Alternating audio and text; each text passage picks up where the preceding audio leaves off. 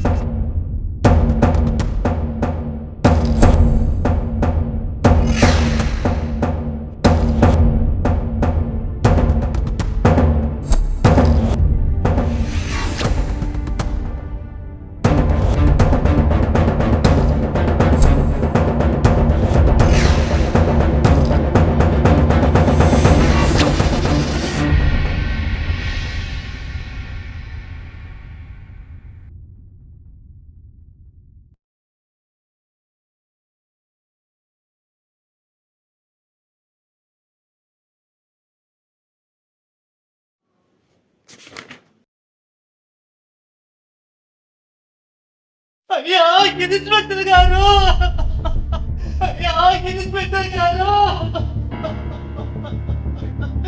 అయ్యా ఇన్స్పెక్టర్ గారు, మనవరాలు చచ్చిపోయిందయ్యా. అబ్బా అయ్యా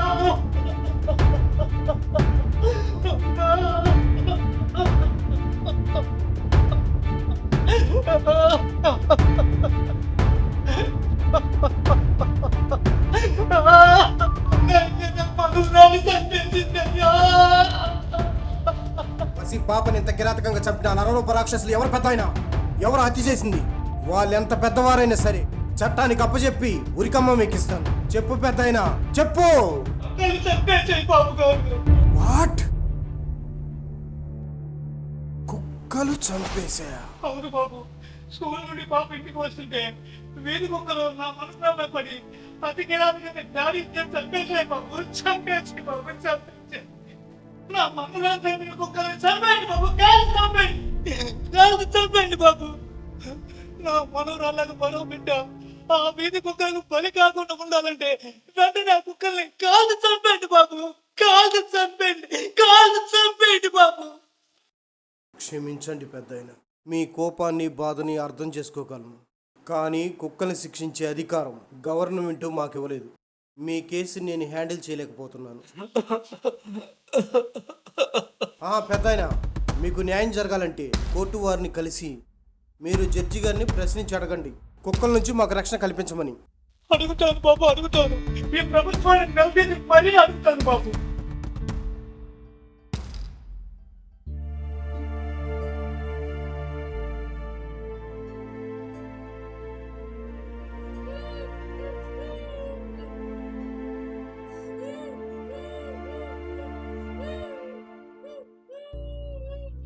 బాబు ఏడోకమ్మ, చిన్న గాయమేలే, తగ్గిపోతుందిలే.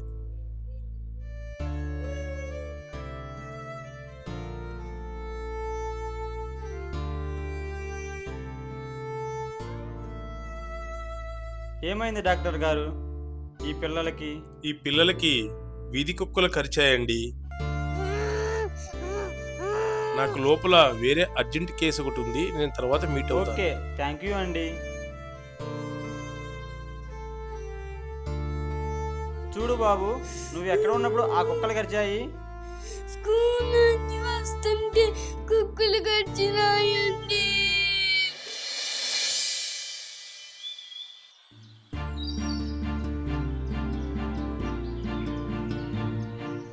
ఈరోజు మన రాష్ట్రంలో వీధి కుక్కల వల్ల గాయపడిన వారి సంఖ్య దాదాపు 136 మంది. వీరిలో 11 మంది చనిపోగా మిగతా 2 పరిస్థితి విషమంగా ఉంది. రాష్ట్రంలో కొన్ని గవర్నమెంట్ హాస్పిటల్లో ఇంజెక్షన్ లేక వీధి కుక్కల వల్ల గాయపడిన వారికి సకాలంలో వైద్య సేవలు అందక బాధితులు ఆందోళన చెందుతున్నారు. కెమెరామెన్ రవితో మీ కాళీచరణ్. బాబు ఏమండి, మన బాబండి అయ్యో చూడండి. ఏమండి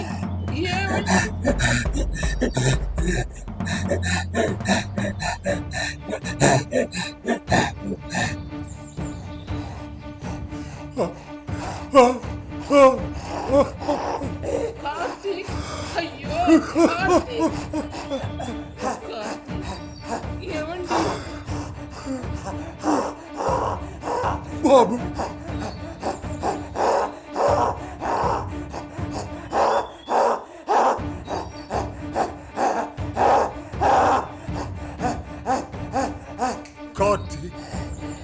కార్తీక్, అయ్యో భగవంతుడా.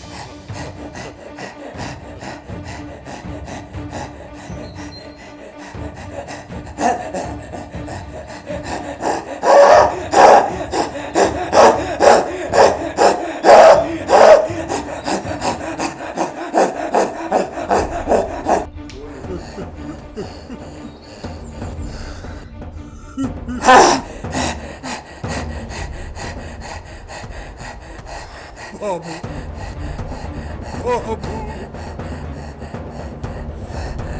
బాబు బాబు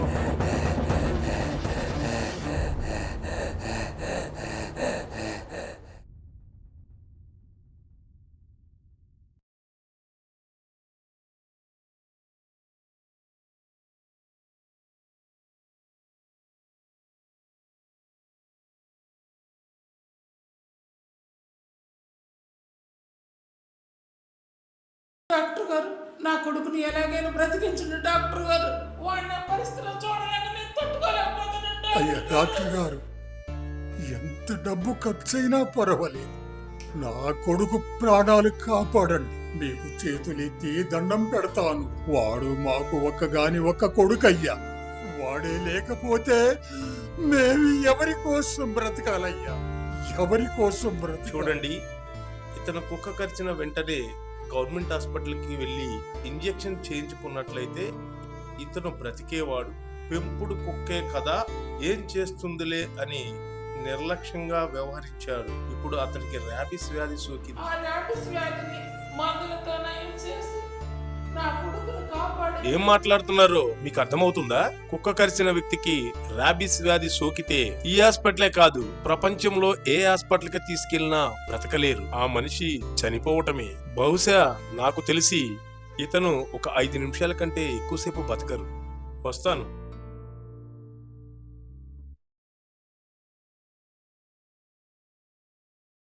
కార్తీక్, కార్తీక్, కార్తీక్!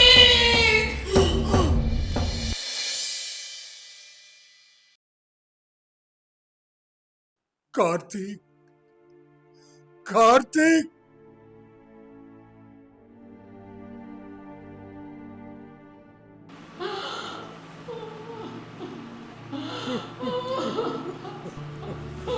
రే నాన్న కార్తీక్, రే నాన్న కార్తీక్, నాకు తల కొరివి పెడతావనుకున్నాడ్రా.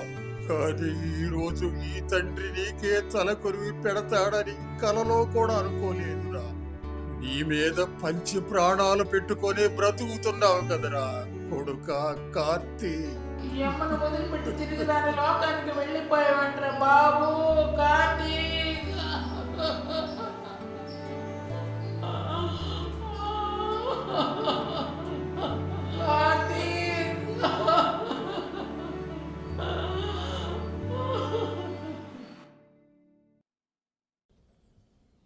నిన్న జరిగిన వీధి కుక్కల దాడిలో మీ మనవరాలతో పాటు మొత్తం 3 చిన్నారులు చనిపోయినారు. మరి ఎంతోమంది గాయాలు పాలైనారు. ఈ విషయం గురించి మీరు గవర్నమెంట్ వారిని ఏమని అడగాలనుకుంటున్నారు? మా ఊరికి సుప్రీంకోర్టు ప్రధాన న్యాయమూర్తి గారు వచ్చి మా సమస్యకి పరిష్కారం చేయాలని కోరుకుంటున్నాం. ఒకవేళ న్యాయమూర్తి గారు మా ఊరికి రాని పక్షంలో ఇక్కడున్న మా అందరం పెట్రోల్తో నిప్పండించుకుని చనిపోతాం. ఏంటండి, మీ సమస్యను పరిష్కరించడానికి సుప్రీంకోర్టు ప్రధాన న్యాయమూర్తి గారు ఈ చిన్న పల్లెటూరికి ఆయన ఎందుకు వస్తారండి? మీకు చట్టం గురించి తెలియదు అనుకుంటా. సుప్రీంకోర్టు ప్రధాన న్యాయమూర్తి గారు ఎక్కడికి రారు. ఇది మా ఒక్క ఊరి సమస్య అయితే మా ఊరి ఎంఆర్ఓ గారినో లేదా జిల్లా కలెక్టర్ గారినో న్యాయం చేయమని కోరేవాళ్ళం. కానీ ఇది యావత్ భారతదేశానికి సంబంధించిన సమస్య. ఈ వీధి కుక్కల వల్ల మాకు మా పిల్లలకు భద్రత కల్పించేంత వరకు మా న్యాయ పోరాటం ఆగదు. నా చావు వార్త వినైనా సరే సుప్రీంకోర్టు జడ్జి గారు మా ఊరికొచ్చి మా సమస్యను పరిష్కరించాలి, కుక్కల నుండి మాకు రక్షణ కల్పించాలని.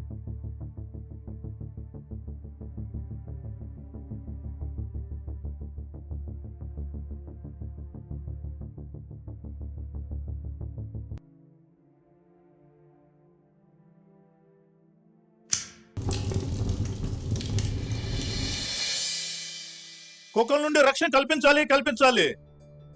సుప్రీంకోర్టు ప్రధాన న్యాయమూర్తి గారు మా ఊరికి రావాలి. కుక్కల నుండి మాకు రక్షణ కల్పించాలి. సుప్రీంకోర్టు ప్రధాన న్యాయమూర్తి గారు మా ఊరికి రావాలి. సుప్రీంకోర్టు ప్రధాన న్యాయమూర్తి గారు మా ఊరికి రావాలి. కుక్కల నుండి మాకు రక్షణ కల్పించాలి.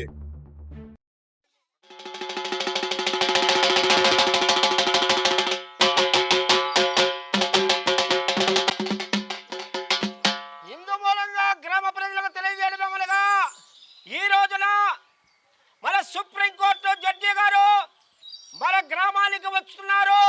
మన దేవాలయం అయ్యప్ప స్వామి గుడి దగ్గర మన సమస్యలు చెప్పుకోవడానికి అందరూ కూడా రావాల్సిందిగా కోరుతున్నాం. ఇట్లో గ్రామ పెద్దలు.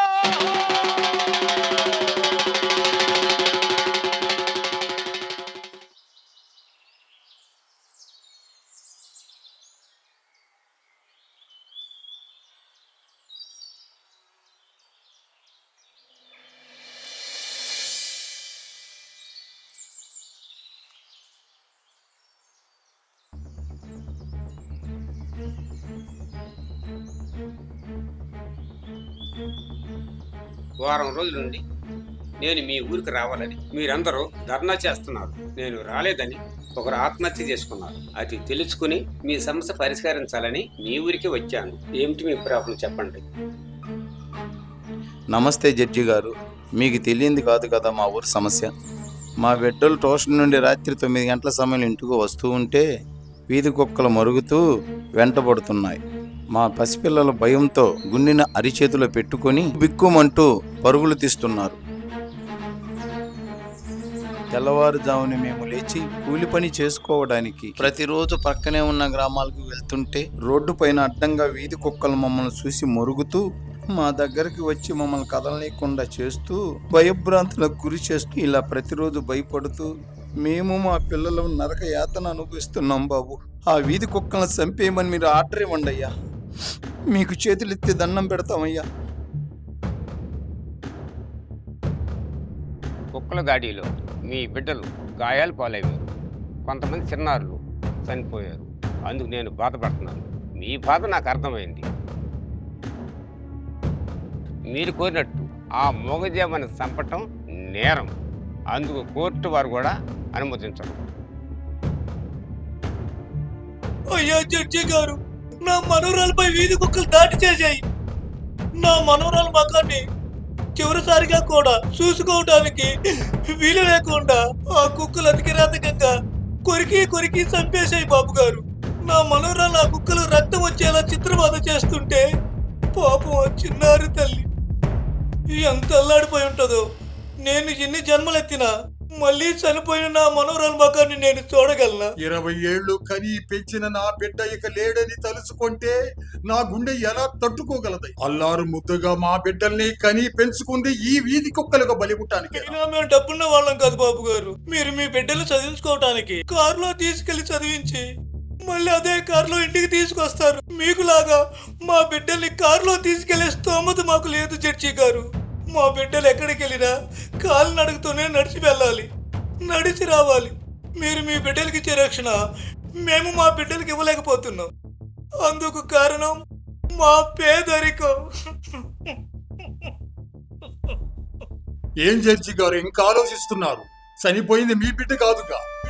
ఆ బాధ మీకెందుకుంటాదిలే. ఒక్కసారి మా స్థానంలోకి మీరొచ్చి చూడండి. తండ్రి కళ్ళ ముందే కొడుకు చనిపోతుంటే ఆ తండ్రి పడే బాధ ఏందో మీకు తెలుస్తుంది. ఒక మనిషిని ఎవరైనా చంపితే ఆ చంపిన వారిని శిక్షించే అధికారం ప్రభుత్వం మాకు అప్పగించింది. అంతేగాని ఆ నోరు లేని మూగజావాల్ని చంపముని చెప్పే అధికారం మీకు లేదు, మాకు లేదు. యువర్ ఆనర్, మీరు పర్మిషన్ ఇస్తే నేను మాట్లాడతాను. ప్రొసీడ్. ఏంటి జడ్జి గారు మీరు అంటున్నది? మూగజీవాలను చంపడం నేరమా? మరైతే అలాంటప్పుడు మన దేశంలో ప్రతిరోజు కొన్ని వేల జీవులైన కోళ్లను పెళ్ళిళ్ళకి ఫంక్షన్లకి టన్నులు కోసుకొని దాని మాంసాన్ని తింటున్నారు కదా సార్. మేకల్ని, గొర్రెల్ని, పొట్టేల్ని, దున్నపోతుల్ని, గాడిదల్ని, చివరికి పందులకు కూడా చంపి వాటి మాంసాన్ని తింటున్నారు కదా సార్. మన భారతదేశంలో ఆవుల్ని, గోవుల్ని సాక్షాత్ దైవంగా పూజిస్తామే, మరి వాటిని కూడా మనుషులు చంపుకొని తింటున్నారు కదా సార్. మనుషులకి హాని కలిగించే కుక్కల్ని చంపితే నేరమా? ఇన్ని మూగ జీవాల్ని మనుషులు చంపుకొని తింటున్నారే, అది మీ దృష్టిలో నేరం కదా యువర్ ఆనర్? చెప్పండి. ఆ మూగ జీవాలకి బ్రతకాలని ఆశ ఉండదా? ఆ మూగ జీవాలని చంపుకు తినే హక్కు మనిషికి ఎవరిచ్చారు సార్? కోళ్ళు, మేకలు, ఆవులు, గొర్రెలు, పొటేళ్లు మనిషి తినడానికి పనికొస్తాయని, కుక్క మాంసం అయితే మనిషి తినడానికి పనికిరాదు కాబట్టి కుక్కని చంపితే నేరం, శిక్ష. ఇదేనా సార్ మీ చట్టం ఇచ్చే తీర్పు? అభయం శుభయం తెలియని ఇంతమంది చిన్నారుల్ని కుక్కలు గాయపరిచి చంపితే మీ ప్రభుత్వాలు, రాజకీయ నాయకులు ఎవ్వరు పట్టించుకోవడం లేదు. ఎందుకంటే పాపం కుక్క మూగ జీవని. కుక్కల మీద ఉన్న ప్రేమ మీ ప్రభుత్వాలకి సాటి మనుషుల ప్రాణాల మీద లేకుండా పోయింది. మనిషిని మనిషి చంపితే అది హత్య, వాడిని తీసుకెళ్లి జైల్లో పెట్టి శిక్షిస్తారు. మరి అదే హత్య కుక్క మనిషిని చంపితే ఆ కుక్కను శిక్షించరా? కుక్క కరిచిందని దాన్ని కొట్టినా బంధించినా పెద్ద నేరం. మూగ జీవాల్ని కొడుతున్నారు, హింసిస్తున్నారు, బాధ పెడుతున్నారు అని కేసు పెడతారు. అంటే మనుషుల ప్రాణాల కంటే మీకు కుక్కల ప్రాణమే ముఖ్యమా జడ్జి గారు? బిడ్డల మీద తల్లిదండ్రులకు, కుటుంబ సభ్యులకు ఎన్నో ఆశలు పెట్టుకొని జీవిస్తుంటారు. మరలాంటప్పుడు ఏ పాపం ఎరుగని చిన్నారుల్ని కుక్కలు దాడి చేసి చంపేస్తున్నాయి సార్. మూగజీవులైన కుక్కలకి ఏమీ కాకూడదని మీరు జాలిపడి ప్రాణాలతో వదిలేస్తే చివరికి మనుషులు మిగలరు, కుక్కలు మాత్రమే మిగులుతాయి. జడ్జి గారు, చివరిగా మిమ్మల్ని ప్రాధేయపడి అర్థిస్తున్నాం సార్. వీధి కుక్కల నుండి మాకు రక్షణ కల్పించండి సార్. మీకు, మీ ప్రభుత్వానికి చేతులెత్తి జోడిస్తున్నాం. చిన్నవాడు పైన కరెక్ట్గా మాట్లాడు. ఈ బాబు చెప్పినట్టు మన దేశంలో రోజుకి కొన్ని లక్షల మూగజీవాల్ని మనుషులు చంపు తింటున్నారు. అది నిజానికి క్షమించాలనే నేరమే. ముఖ్యంగా మన దేశంలో ఆవుల్ని, గోవుల్ని దైవంగా పూజిస్తామే, వాటిని కూడా ఈ మనుషులు చంపు తింటున్నారు. ఈ విషయం గురించి నేను బాగా ఆలోచించి ఒకరోజు సుప్రీంకోర్టులో న్యాయబద్ధంగా తీర్పిస్తానని మీకు అందరికి మాటిస్తున్నాను. మీరన్నట్టు కారుల్లో ఏసీ బంగాళాలు కొనుక్కునే నాలాంటి ఆఫీసర్లకి, ధనవంతులకి ఈ పేదవాళ్ళ బాధలు అర్థం కావు. కల్లారా చూస్తేనే తెలుస్తుంది. ప్రతి ఏటా కుక్కల ఘాటుకి ఎంతోమంది బలైపోతున్నారు. కుక్కల వల్ల మీకు రక్షణ కల్పించడం కోసం ఆ కుక్కలు చంపటం ఒకటే మార్గం కాదు. ఒక మనిషి ప్రాణం అంత విలువైందో ఆ మోగజీవి ప్రాణం కూడా అంత విలువైందని నా ఉద్దేశం. మనకేదైనా ఒక సమస్య వస్తే ఆ సమస్యని శాశ్వతంగా పరిష్కరించడం కోసం దాని మూలంలోకి వెళ్ళి పరిష్కార మార్గాన్ని ఎత్తగాల. కుక్కలు సమాజంలో విపరీతంగా పెరిగిపోవడం కారణం వాటికి కుటుంబ యంత్రణ చేయకపోవటం. మన భారతదేశంలో ఉన్న వీధి కుక్కలన్నింటినీ పిల్లలు పట్టకుండా ఆపరేషన్ చేపించి ఆ కుక్కలన్నింటినీ గవర్నమెంట్ ఫామ్ హౌస్లో పెట్టి అవి బతికున్నంత కాలం ఆహార భద్రత ప్రభుత్వం కల్పించాలని మన భారతదేశంలో ఉన్న ప్రతి గ్రామ పంచాయతీ ఆఫీసులకి ఆర్డర్ వేస్తున్నాను.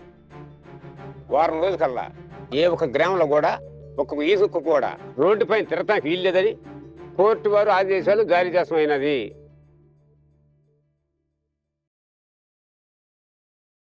లైసెన్స్ ఉన్న కుక్కల్ని యజమాని వాటిని జాగ్రత్తగా కాపాడుకోవాలి. లైసెన్స్ ఉన్న డాగ్స్ని నిర్లక్ష్యంగా రోడ్డు మీద వదిలేసినా, ఎవరైనా ఎత్తులు కరిచినా పూర్తిగా ఆ కుక్క యజమానే దాని బాధ్యత తీసుకోవాల్సి ఉంటుంది.